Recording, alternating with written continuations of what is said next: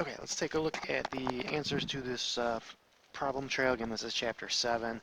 Number 1, as n increases, so as our sample size gets larger, what happens to bias and what happens to variability? Um, Definitely the variability decreases if you have bigger sample sizes, but the bias is just really not affected. So it would be, the answer here would be B. The bias doesn't change. Okay, think if the question is worded weird or something, it doesn't matter how many people you have in your sample size, you're still going to have bias. So the answer is B, does not change, and then the variability will decrease. Remember, n is in the denominator for both formulas for standard deviation. So as n gets larger, that whole thing will get smaller. Okay, and I'm just going to run through these in order. I know it was a certain trail order to go through, but I'm just going to jump to number 2. How can we tell if the sampling distribution of sample proportions approximates a normal curve? So the deal here with proportions, this is the one that kind of came directly from the binomial distribution. And we did a couple things where we showed as the sample size gets larger and as p gets larger, those kind of go hand in hand together. That's when the binomial distribution kind of got normal. So that's the issue here. It deals with both n and p. So the answer to this one's D. A is just the standard deviation formula. Answer B really doesn't apply to anything, and then answer C is more for one of the options for sample means being normal, not proportions. Okay, so this one's D, and remember to show those calculations on the test or the AP test. Plug in what n is, plug in what p is, show they're both bigger than 10. Okay, or if not, we say we can't use normal. Okay, problem 3 here. Poll of all voters found that 26% approved of the local mayor. Okay, so they're giving me a percentage of an entire group of a population. That's a parameter. That is the population proportion. That's P. Okay, and then of course they give you N, and they're looking for the standard deviation of the sampling distribution. So the formula for that would look like the standard deviation of the P hats. P. Okay, 1 minus P. Okay, I like to kind of do the subtraction before I even write it out. And then over n and do the calculations. Throw that in a calculator. That one should give you answer choice C, 0.0277. Okay, moving along here. Number 4. Let's do this. 20%. Suppose 20% of students wear glasses. Which best describes the sampling distribution? So again, this is proportions. Okay, they're giving you a percentage. So P is given as 0.2 or 0.20, and N is given as 15. So let's see, our options, it's either normal with a certain mean standard deviation or does not follow normal. So let's make sure, let's see if it is normal. If it's normal, or I'm sorry, if N times P is greater than or equal to 10, let's check that one first. N is 15, right? P is 0.2. Is that number bigger than or equal to 10? Don't think so. Okay, I think that would get you, what, a 3? So this one is a case where the distribution, because the sample size and P kind of together are not large enough, it does not follow a normal distribution. Okay, if it did, then the mean would be 0.2 and we could get the standard deviation like the previous problem. But this one, not big enough, nothing we can do. Answer's B. Right, problem 5, number of texts sent per day is right skewed with a mean of 15, standard deviation 35. Find the probability that a random sample of 50, okay, so there's an n value, n is 50, will have sent more than a total of, okay, this is kind of the key here, it's a little bit of, they worded things a little differently. Since the sample size is above 30, we know that we can use normal, okay, because this one's talking about means, this has nothing to do with proportions.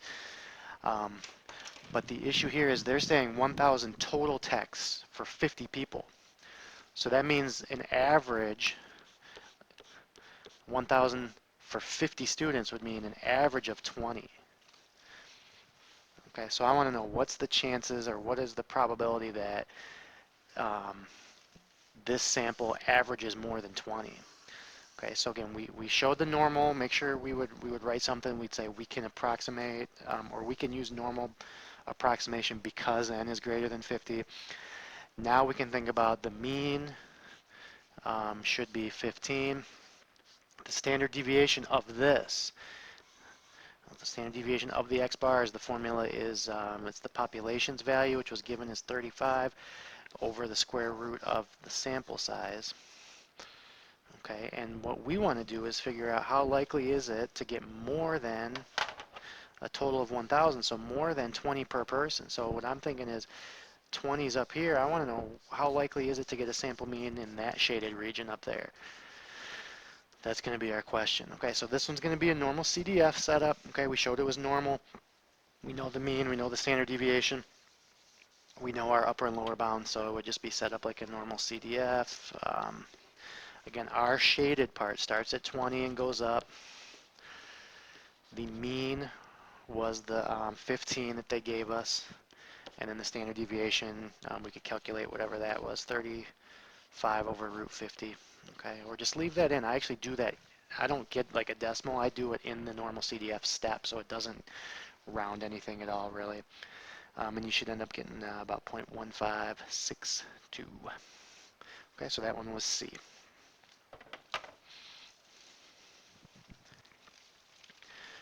Okay, moving on, number 6, the central limit theorem. Okay, it's a big theorem. Usually if a theorem has like a name to it, it's pretty big. So the central limit theorem, even though choice A seems like a good choice, definitely a true statement. This one, remember, deals with the sampling distribution of x bar approximates normal. So this question I kind of like the only answer that like really applies to this chapter was option C. I guess D kind of is at least a statistics thing, but answer here is C. So just remember, that's the thing, or this theorem is the one that allows us to approximate a normal distribution if the sample size is large enough. And what number do we use? What was the magic number? Okay, they kind of came up with 30 based on a bunch of testing some things in theory and all that stuff. 30 was kind of the magic number for sample size. Okay, so even if the population's not normal, the sample means will be, okay, if you take sample sizes of 30 or greater. Okay, so that's that. Number 7, if the probability of flipping a coin is flipping a tails is 0.5, if we flip 700 times, how likely would it be to get more than 55%? Okay, so definitely a proportions problem. They're giving you proportions. This first number is basically the population's parameter. Okay, that's what it is for all tosses. So we want to know if we tossed 700 times, there's like a sample size, how likely would that proportion be more than 0.55? So this is like a possible p hat. Okay, so let's make sure that we can use a normal distribution. Does n times p give us a number bigger than or equal to 10? Okay, 700 times 0.5, half of 700, it does work. Okay, and then 700 times 1 minus p, that's going to be the same thing, right? Because 1 minus p is going to be 0.5 also. So we can use normal. Okay, so let's set up our picture. Okay, we know that it is a normal distribution. We know it's centered around 0.5. Okay, most samples would have a p hat of close to 0.5. I want to know how likely is it to get a 0.55 or higher. Okay, so I don't know exactly how far out it is because we didn't figure out the standard deviation, but it's somewhere up on the right here. And again, I think the way I drew it gave it a lot more area than it's really going to have, but again, it's just a sketch, so that's all we're doing there. So we got ourselves a normal CDF problem. So let's get it set up. We know the lower bound where we started shading was 0.55. We know the upper bound, it's actually, there is no upper bound, so we just use this really big number, 9999. We know what the mean was. Okay, there's a formula for standard deviation. Square root of 0.5. Okay, that's p times 1 minus p all over n. Okay, and that should give you an answer. And I think one of the options rounded a little different. I think it turned out to be like or something like that if you use the full standard deviation without rounding. But I was going for choice A. I think, again, I rounded the standard deviation just a tiny bit to get 0.0039. Okay, number 8. What happens to the mean and the standard deviation of the sampling distribution as the sample size increases? Okay, so as the sample size increases, the mean is the mean. Okay, that's not changing. That's whatever the population's value is.